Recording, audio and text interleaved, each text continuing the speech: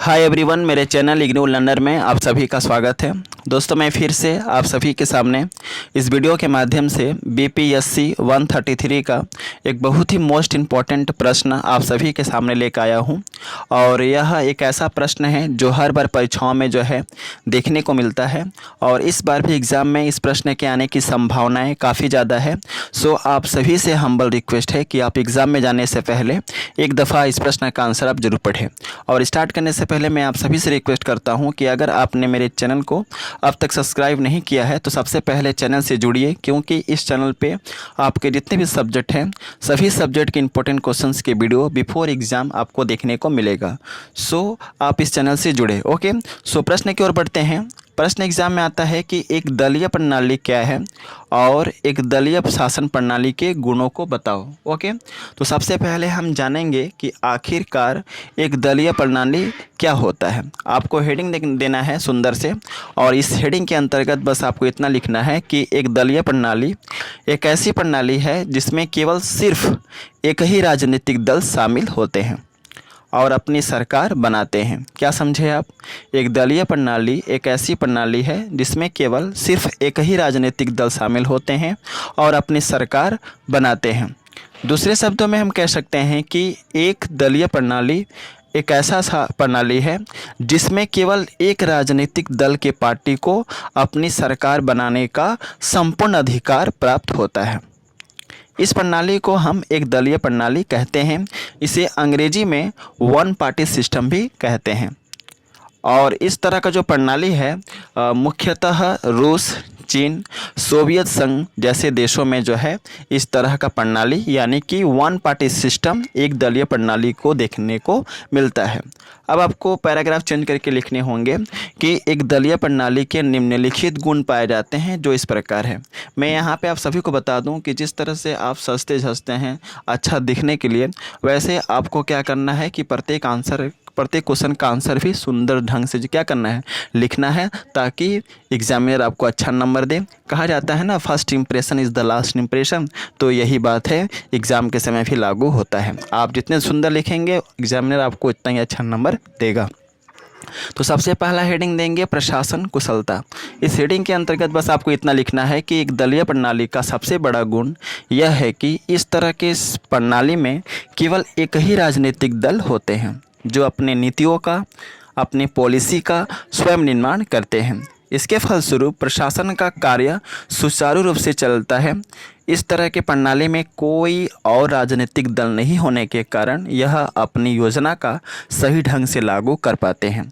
तो क्या समझे, एक शासन प्रणाली का सबसे बड़ा लाभ यह होता है कि इसमें केवल एक ही राजनीतिक दल होते हैं और उस राजनीतिक दल के कार्यों में कोई भी अन्य राजनीतिक दल का पार्टी बाधा उत्पन्न नहीं करता है। इसलिए प्रशासनिक कार्य क्या होता है, सही ढंग से चल पाता है और जो भी योजनाएं बनती हैं वह योजनाएं समय के अंदर उसको कंप्लीट कर दिया जाता है उस पार्टी के द्वारा। समझ गए? अगला हेडिंग है कम खर्चीली। इस हेडिंग के अंतर्गत आपको बस इतना लिखना है कि इस तरह के प्रणाली में, यानी कौन सा प्रणाली भाई, एक दलीय प्रणाली। क्या लिखेंगे? एक दलीय प्रणाली में शासन को चलाने के लिए कम खर्च लगता है क्योंकि इसमें अन्य राजनीतिक दल शामिल नहीं होते हैं। जैसा कि आज के समय में हम देखते हैं कि जब भी वोटिंग होता है तो वोटिंग से पहले निर्वाचन होता है। वोटिंग और निर्वाचन तो एक ही है। जब भी यानी कि हमारे देश भारतवर्ष में अनेक पार्टियां हैं और जब भी वोटिंग का समय आता है तो अलग अलग दल के जो पार्टियां हैं वह अपना प्रचार करती हैं, जिसके कारण उन्हें अधिक पैसों का खर्च होता है। समझ गया ना? तो इस तरह का शासन प्रणाली में क्या होता है कि अन्य विरोधी दल तो होते नहीं हैं, इसलिए इस तरह का पार्टियों का प्रचार प्रसार करने के लिए जो है खर्च भी कम लगता है।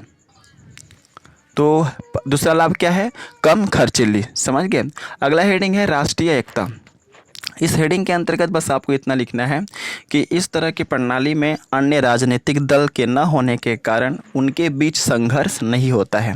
जैसा कि मैं आपको पहले बताया कि इस तरह के प्रणाली में क्या होता है कि केवल एक ही राजनीतिक दल होता है, इसलिए इस तरह की प्रणाली में अन्य राजनीतिक दल के न होने के कारण उनके बीच संघर्ष नहीं होता है, जिसके कारण यह राजनीतिक दल सही ढंग से देश को चला पाते हैं, जिसके फलस्वरूप देश का क्या होता है, विकास होता है और राष्ट्रीय एकता कायम रहती है।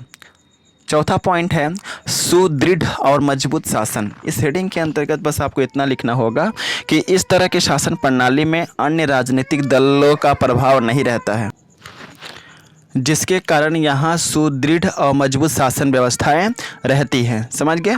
तो एक दलीय शासन प्रणाली का चौथा लाभ यह है कि यह शासन प्रणाली सुदृढ़ और मजबूत शासन प्रणाली होती है, क्योंकि इसमें अन्य राजनीतिक दलों का प्रभाव जो है इसमें नहीं रहता है। फिफ्थ नंबर पॉइंट में आपको बस इतने लिखना होगा हेडिंग के तौर पे दीर्घकालीन योजना का निर्माण। इस हेडिंग के अंतर्गत बस आपको इतना लिखना है कि इस तरह के शासन प्रणाली में राजनीतिक दल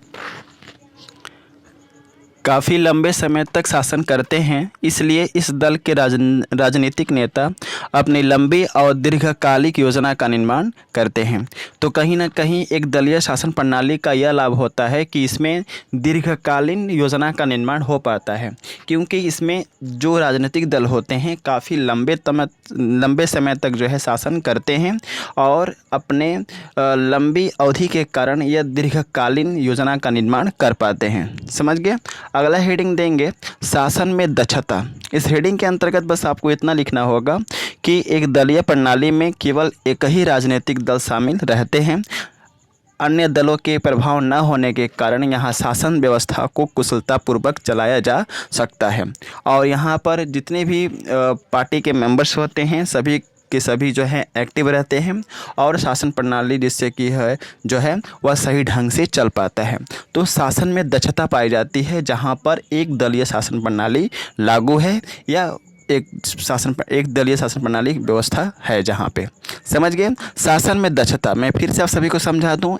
इस हेडिंग के अंतर्गत बस आपको इतना लिखना है कि एक दलीय प्रणाली में केवल एक ही राजनीतिक दल शामिल रहते हैं, अन्य दलों के प्रभाव न होने के कारण यहाँ शासन व्यवस्था को कुशलतापूर्वक चलाया जा सकता है। अगला हेडिंग है भ्रष्टाचार का न होना। इस हेडिंग के अंतर्गत बस आपको इतना लिखना होगा कि इस तरह के शासन प्रणाली में एक ही राजनीतिक दल शामिल होते हैं और अन्य दलों का प्रभाव यहाँ नहीं रहता है और जिसके कारण यहाँ राजनीतिक में भ्रष्टाचार न के बराबर देखी जाती है। तो जहाँ पर एक दलीय शासन प्रणाली लागू है, जहाँ पर वन पार्टी सिस्टम होता है, वहाँ पर भ्रष्टाचार का तो कोई नामो निशान नहीं रहता है, क्योंकि ऐसे शासन व्यवस्था में जो है जितने भी मेंबर्स ऑफ पार्टी के होते हैं, जितने भी मेंबर्स वे सभी के सभी सही ढंग से अच्छे तरीके से जो है कार्य करते हैं और भ्रष्टाचार का वहाँ बोलबाला जो है इस तरह की शासन व्यवस्था में हम नहीं देखते हैं। तो यह सबसे बड़ा लाभ के रूप में हम देख सकते हैं। ओके, तो यह रहा एक दलीय शासन प्रणाली क्या है और इसका विशेषता हर बार परीक्षाओं में पूछा जा चुका है और इस बार भी एग्ज़ाम में जो है आने की संभावनाएं काफ़ी ज़्यादा है। और यहाँ पे मैं आप सभी को बता दूं कि अगर आपको इसका PDF चाहिए तो आप टेलीग्राम चैनल से जुड़िए। वीडियो के डिस्क्रिप्शन में टेलीग्राम चैनल का लिंक है और अलग से मैंने इस सब्जेक्ट का प्लेलिस्ट बना दिया है, जिससे कि आपको एग्ज़ाम में वीडियो को ढूंढने का ज़रूरत नहीं पड़े। आप सारे वीडियो जो है प्लेलिस्ट में देख लीजिए। अगर आप उन सारे वीडियो को देख लेते हैं बिफोर एग्ज़ाम तो आपको एग्ज़ाम में किताब उठाने की आवश्यकता नहीं पड़ेगी। सो बेहतर ये होगा कि आप जितने भी वीडियो मैंने प्लेलिस्ट में रखे हैं वहाँ पर सारे वीडियो को आप एग्ज़ाम में देख करके जाइए। So best of luck for all of you for exam and thanks for watching my video. जय हिंद, वंदे मातरम।